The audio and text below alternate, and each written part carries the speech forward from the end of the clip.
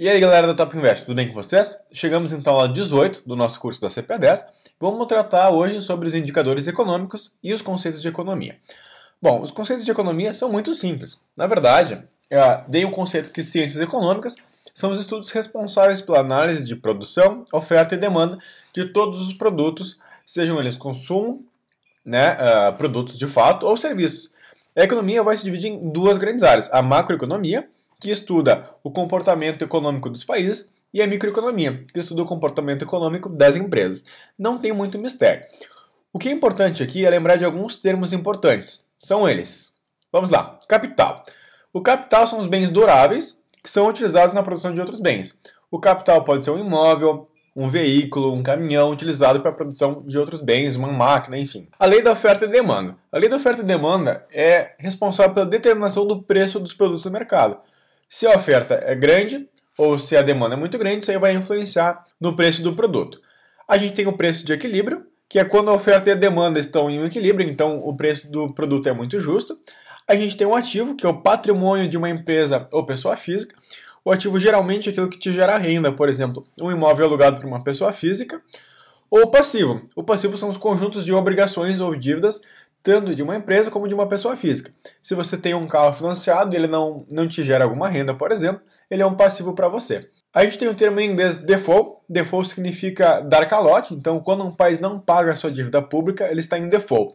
Isso aqui aconteceu com a Argentina alguns tempos atrás, onde a Argentina tinha uma dívida pública muito grande e veio a não pagar essa dívida. Então a Argentina entrou no default.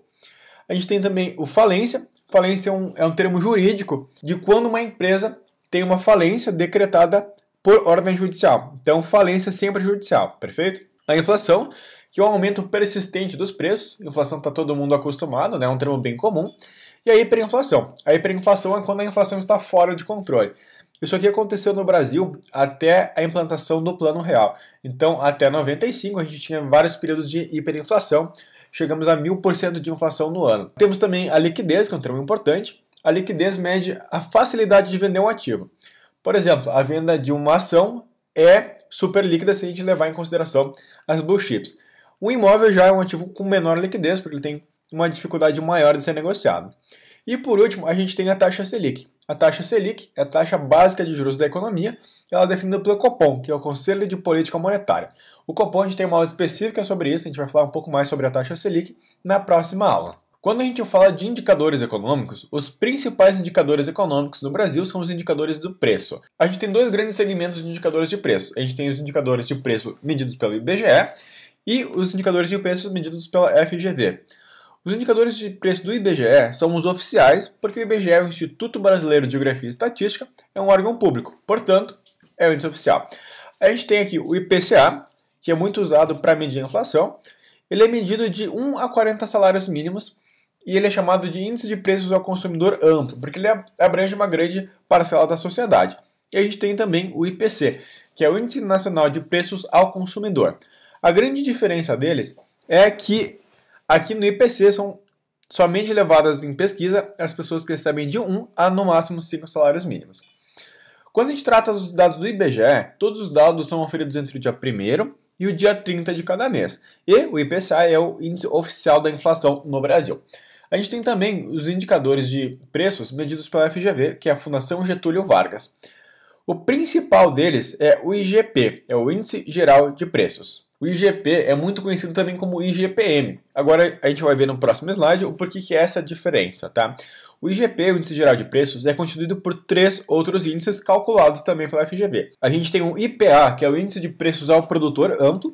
Ele corresponde a 60% do IGPM. E ele mede a variação dos preços nas mercadorias industriais e agrícolas antes do consumidor final, ou seja, na fonte produtora. A gente tem o IPC, que é o Índice de Preços ao Consumidor. Aqui sim a gente tem o IPC listando as famílias de 1 a 33 salários mínimos ao preço do consumidor final. E a gente tem também o INCC, que é o Índice Nacional de Custo da Construção Civil, que leva 10% do IGPM. O INCC mede basicamente o custo da construção, para criar habitações em território nacional. A grande diferença dos índices da FGV e do IBGE é a periodicidade. A gente tem 3 periodicidades diferentes. Os índices terminados em 10, por exemplo, IGP-10, possuem um período de coleta entre o dia 11 ao dia 10 de cada mês. O IGPM, que é o mais comum, por exemplo, ele mede do dia 21 ao dia 20 do próximo mês.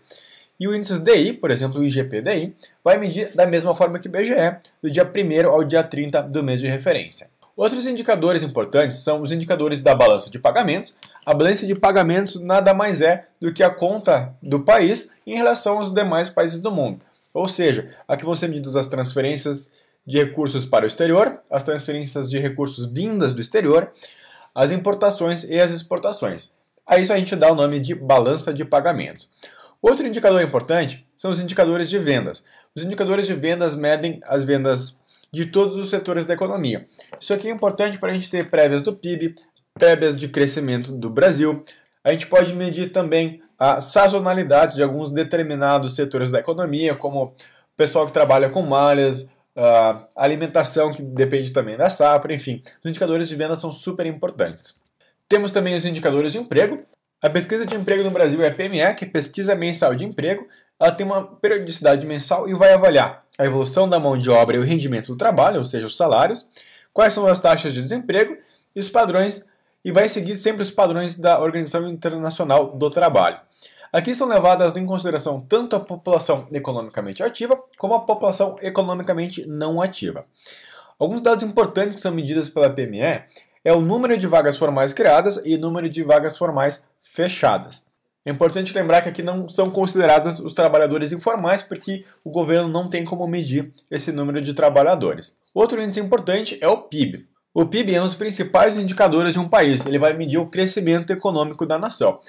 O PIB significa Produto Interno Bruto. Aqui são considerados todos os produtos e serviços finais de um país. Tudo que o país produz é o PIB dessa nação. Para fins de comparação, o PIB é sempre analisado dolarizado, porque é uma moeda forte, então a gente pode comparar com outras economias, fica muito mais simples. Quanto aos conceitos de economia e indicadores econômicos, é basicamente isso que cai na prova. Então, para adquirir o curso completo, clique no link aqui abaixo. Não deixe de clicar em gostei nesse vídeo, se inscrever no canal e ativar o sininho para receber todas as notificações dos novos vídeos. Muito obrigado e bons estudos a todos!